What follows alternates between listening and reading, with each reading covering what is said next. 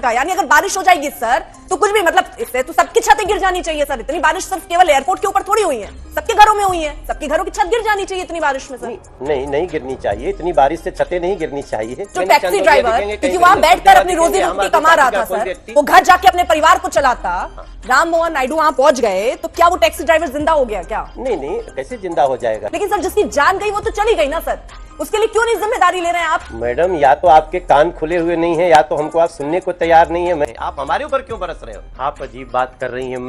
आप तो ऐसा बात कर रही हैं, ऐसा लगता है कि मैं ऐसे थोड़ी बात करनी चाहिए। आप लोग बिठा लेते हो बाद में ऐसी बातें, ये तो ठीक बात नहीं है। आपको क्या हो गया है? हमारी सारी गलती है। बहुत अच्छी बात है। आप क्यों नाराज हो रहे हैं मुझे समझ में आ नहीं रहा। प्रभु हमको क्यों बुला लिया आपने, मेरे समझ में नहीं आ रहा। ये तो गलत, ऐसे आपको पत्रकार ऐसे नहीं बात करनी। नमस्कार दोस्तों, आप सभी का एक और नए डिबेट वीडियो में स्वागत है। दोस्तों, एक्टर, सिंगर, डांसर और आखिर में सांसद मनोज तिवारी को तो आप सभी लोग जानते ही होंगे, और साथ में आप लोग ये भी जानते होंगे कि सांसद मनोज तिवारी सर से हम बाकी कुछ भी करवा लें मगर टीवी डिबेट में इनके पसीने छूट जाते हैं। और दोस्तों, आज के इस डिबेट में भी कुछ ऐसा ही हुआ। एंकर ने 2-4 सवाल क्या पूछ लिए, मनोज भैया तो एंकर पर ही भड़क गए, और भड़के भी कुछ ऐसा आपको देखकर सिर्फ और सिर्फ हंसी आएगी। बाकी पूरा वीडियो आप खुद देखिए और मजे लीजिए। चलो भाई, मुझे बताइए ना कौन है गुनहगार? देखिए, इसमें कोई दो राय नहीं कि जो एयरपोर्ट की घटना है उसमें निश्चित रूप से व्यवस्था दोषी है, और बारिश के दौरान इस तरह से टूट करके गिर जाना ये कोई साधारण बात नहीं है, और इसकी जिम्मेदारी लेनी पड़ेगी जो जिम्मेदारी है जिनकी। और मुझे खुशी है कि वहाँ पे सिविल एविएशन मिनिस्टर पहुँचे हैं, एक बड़ी जांच की घोषणा हो गई है और दोषियों को कड़ी सज़ा मिलनी ही चाहिए। जिन्होंने अपनी जान गंवाई है, जो उसमें टैक्सी ड्राइवर, उनके प्रति हमारी संवेदना है। देखिए, ऐसी बारिश नहीं हो जहाँ पे बारिश के बाद दिल्ली में जल जमाव की स्थितियाँ न दिखती हों।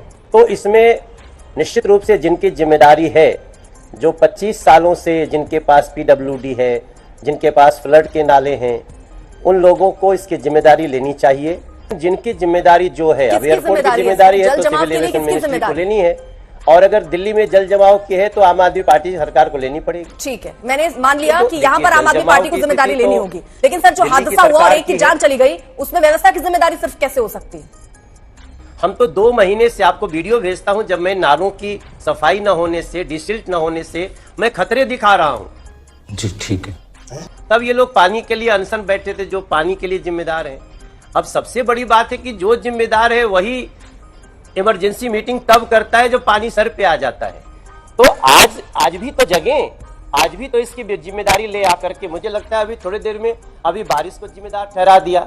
अरे बारिश कितना भी ऐतिहासिक हो, ठीक है, 1 घंटा लगेगा, 1.5 घंटा लगेगा, पानी का निकास तो होना चाहिए। 8-8 घंटे पानी का निकास नहीं हुआ है मैडम। ठीक है सर, आप बारिश को कह रहे हैं ना जिम्मेदार नहीं ठहराना चाहिए, और बारिश को जिम्मेदार अगर नहीं ठहराना चाहिए सर, तो आपके मंत्री राम मोहन नायडू क्यों कह रहे हैं कि ज्यादा बारिश से कैनोपी के गिरने की आशंका है? कैनोपी के क्यों कह रहे हैं वो उसको क्यों जिम्मेदार ठहरा रहे हैं? वो ये क्यों नहीं कह रहे हैं कि वक्त पर उसकी मरम्मत होनी चाहिए, उस पर नजर रखनी चाहिए? वो सब हमने नहीं किया, वो जांच का विषय है। वो क्यों बारिश की आशंका, यानी अगर बारिश हो जाएगी सर तो कुछ भी मतलब इससे तो सबकी छतें गिर जानी चाहिए सर। इतनी बारिश सिर्फ केवल एयरपोर्ट के ऊपर थोड़ी हुई है, सबके घरों में हुई है, सबके घरों की छत गिर जानी चाहिए इतनी बारिश में सर। नहीं गिरनी चाहिए, इतनी बारिश से छतें नहीं गिरनी चाहिए। आप हमारी बातों को सकारात्मक लीजिए। और राम नायडू ने बहुत तुरंत वहां पहुंचे हैं, आपको कोई आम आदमी पार्टी का नेता किसी जगह पहुंचा नहीं दिखेगा सर। उनके पहुंचने से मुझे बता दीजिए, वो जो टैक्सी ड्राइवर क्योंकि वहां बैठकर अपनी रोजी रोटी कमा रहा था सर, वो घर जाके अपने परिवार को चलाता, राम मोहन नायडू वहां पहुंच गए तो क्या वो टैक्सी ड्राइवर जिंदा हो गया क्या? केवल उस पहुंचने को उपलब्धि देख ले क्या?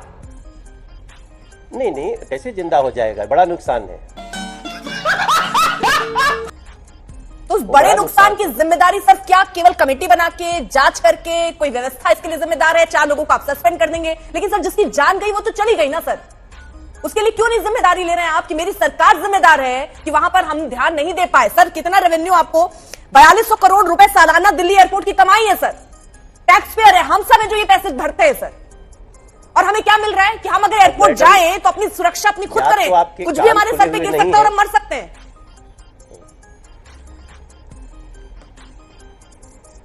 मैडम, या तो आपके कान खुले हुए नहीं है या तो हमको आप सुनने को तैयार नहीं है। मैंने शुरुआत होते ही जिम्मेदारी ली है। आप इस तरह से कितने क्या जो बातें कह रही हो, मैं शुरू से बोल रहा हूं, आप सुनिए मैं क्या बोल रहा हूं। भारी मिस्टेक हो गया सर। मैं बोल रहा हूं कि वो जिम्मेदारी हमारी सिविल एविएशन मिनिस्ट्री की है और अब राम नायडू जी गए हैं, लेकिन जहां और तो हम कहां कह रहे हैं कि जिम्मेदारी नहीं ले रहे हैं, आप हमारे ऊपर क्यों बरस रहे हो। सर एक जान गई है और जो जिम्मेदार है मैं वही समझना चाह रही हूँ। आपने पहले व्यवस्था को जिम्मेदार बताया, फिर मैं जब लगातार आपसे सवाल पूछ रही हूँ तो आपने कहा एविएशन मिनिस्टर, लेकिन आपको जल जमाव एक बड़ी समस्या दिख रही है, लेकिन यहाँ एक जान चली जा रही है, आप उस पर बचकर वहां आप कह रहे हैं कि सरकार की कितनी जिम्मेदारी है, लेकिन यहाँ हाँ हम जिम्मेदारी ले रहे हैं। क्या कार्रवाई हो रही है सर?